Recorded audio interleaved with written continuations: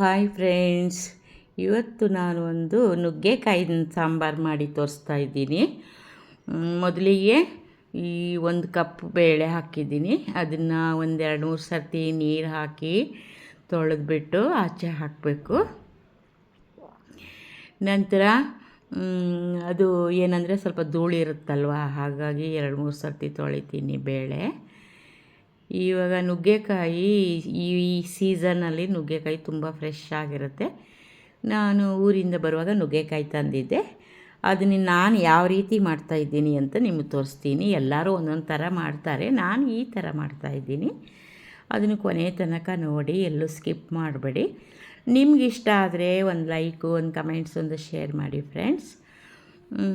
ಹಾಗೆ ಇವಾಗ 1 ಕಪ್ಪನ್ನು ತೊಗರಿಬೇಳೆನ 2-3 ಸರ್ತಿ ನೀರು ಹಾಕಿ ಚೆನ್ನಾಗಿ ತೊಳ್ಕೊತೀನಿ.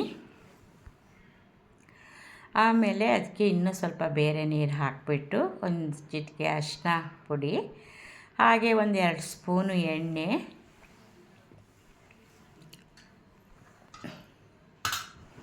2 ಸ್ಪೂನ್ ಎಣ್ಣೆ ಹಾಕ್ತೀನಿ. ಆವಾಗ ಅದು ಮೆತ್ತಗಾಗಿ ಬೇಯುತ್ತೆ. ಅದು ಮತ್ತೆ ಉಕ್ಕಿ ಬರೋದು ಇಲ್ಲ ಎಣ್ಣೆ ಹಾಕಿದರೆ, ಇಲ್ಲಾಂದರೆ ಮೇಲೆಲ್ಲ ವೆಯ್ಟ್ ಮೇಲೆಲ್ಲ ಬಂದು ಕೂತ್ಕೊಳ್ಳುತ್ತೆ. ಹಾಗೆ ಮುಚ್ಚಿ ಇಟ್ಟೆ 1-2-3 ಸಿಟಿ ಹಾಕ್ತೀನಿ. ಇವಾಗ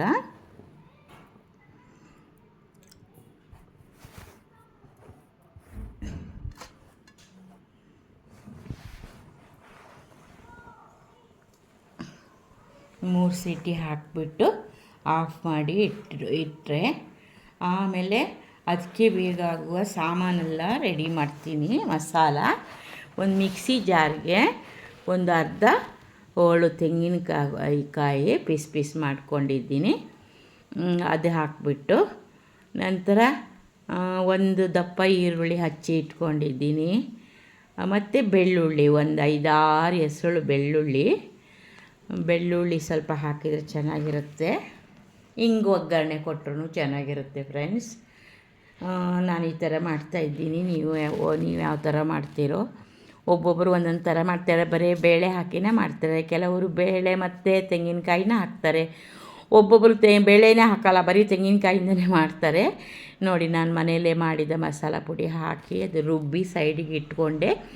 ಇವಾಗ ಒಂದು ಬಾಣಲಿಗೆ 1-2 ಸ್ಪೂನು ಕೊಬ್ಬರಿ ಎಣ್ಣೆ ಹಾಕ್ತೀನಿ. ಇದು ನುಗ್ಗೆಕಾಯಿ ನೀವು ಯಾವುದೇ ಸಾಂಬಾರಿಗೆ ಹಾಕಿ, ಅದು ತುಂಬ ಟೇಸ್ಟಾಗಿರುತ್ತೆ. ಸ್ವಲ್ಪ ಎಣ್ಣೆ 1-2 ಚಮಚದಷ್ಟು ಎಣ್ಣೆ ಹಾಕ್ತೀನಿ. ಇವಾಗ ಎಣ್ಣೆ ಹಾಕಿದೆ. ಹಾಗೆ ಸಣ್ಣ ಉರಿಯಲ್ಲಿ ಎಣ್ಣೆ ಬಿಸಿ ಆಗ್ತಾ ಇದೆ. ಕೊನೆ ತನಕ ನೋಡಿ. ನಿಮಗೆ ಇಷ್ಟ ಆದರೆ ಒಂದು ಕಮೆಂಟ್ಸು, ಲೈಕು, ಶೇರು ಮಾಡಿ. ನೀವು ನಮ್ಮ ರೆಸಿಪಿ ಹೇಗಾಗಿದೆ ಅಂತ ಕಮೆಂಟ್ಸಲ್ಲಿ ತಿಳಿಸಿ. ಇವಾಗ ಏನಂದರೆ 1-2 ಬೆಳ್ಳುಳ್ಳಿ ರುಬ್ಬಕ್ಕೂ ಹಾಕ್ಕೊಂಡಿದ್ದೀನಿ. ಇನ್ನು ಒಗ್ಗರಣೆಗೂ 4 ಎಸಳು ಜಜ್ಜಿ ಹಾಕ್ಬಿಡ್ತೀನಿ, ಚೆನ್ನಾಗಿರುತ್ತೆ ಫ್ಲೇವರು.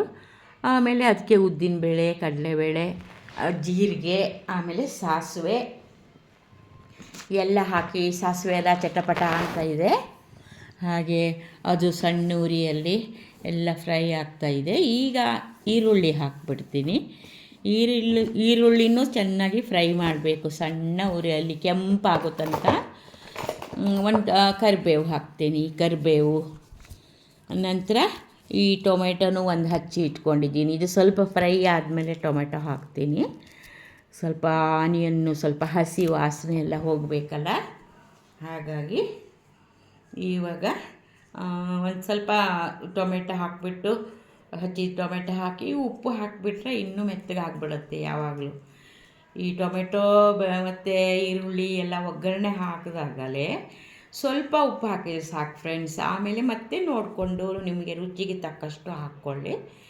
ಇವಾಗ ಆಯಿತು, ತುಂಬ ಕೆಂಪಾಯಿತು, ಗಮ್ಮಂತ ಸ್ಮೆಲ್ ಬರ್ತಾಯಿದೆ, ಚೆನ್ನಾಗಿ ಪರಿಮಳ.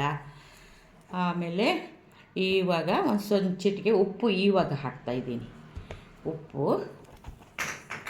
ಉಪ್ಪು ಹಾಕಿ ಸ್ವಲ್ಪ ಫ್ರೈ ಆದಮೇಲೆ, ಅದು ಸ್ವಲ್ಪ ಆದಮೇಲೆ ಟೊಮೆಟೊ ಚಿಕ್ಕ ಚಿಕ್ಕದಾಗಿ ಹಚ್ಚಿ ಇಟ್ಕೊಂಡಿದ್ದೀನಿ. ಏನಂದರೆ ನುಗ್ಗೆಕಾಯಿಗೆ ಜಾಸ್ತಿ ಹುಳಿ ಏನು ಬೇಕಾಗಿಲ್ಲ, ಹುಣಸೆ ಹಣ್ಣರ ಅಷ್ಟು ಅಗತ್ಯ ಇಲ್ಲ. ಒಂದೇ ಒಂದು ಟೊಮೆಟೊ ಹಾಕಿದರೆ ಸಾಕು. ಅದನ್ನು ಹಾಗೆ ಚೆನ್ನಾಗಿ ಫ್ರೈ ಮಾಡ್ತಾಯಿದ್ದೀನಿ.